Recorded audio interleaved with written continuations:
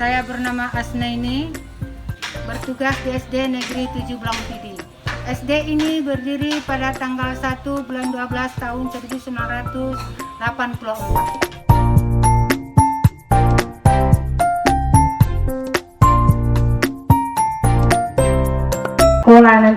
Terlebih dahulu kita harus menghargai orang lain. Jadi coba tanamkan sikap sopan santun. Sopan dan santun itu.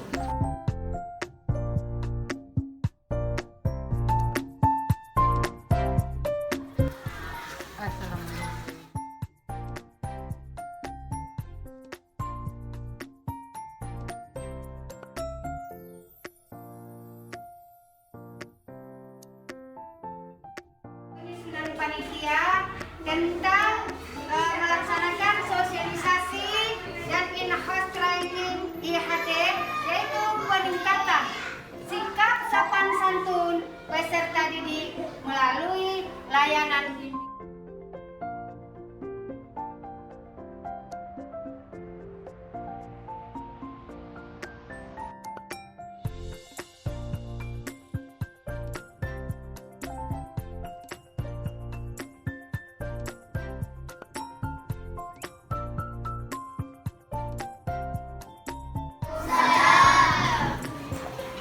Yaitu ayah dan ibu kita.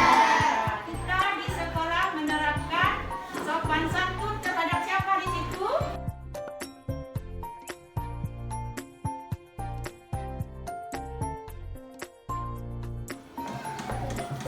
Ibu saya yang saya kasih masuk ke dalam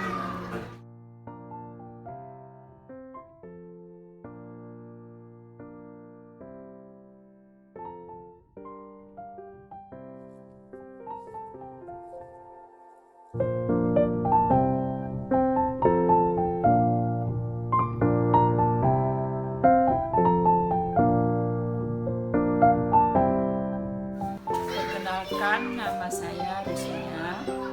Pengalaman saya dalam mengikuti IHT yang dilaksanakan oleh guru CKS, yang pertama sekali meningkatkan kompetensi dalam sikap sopan santun terhadap peserta didik melalui layanan bimbingan.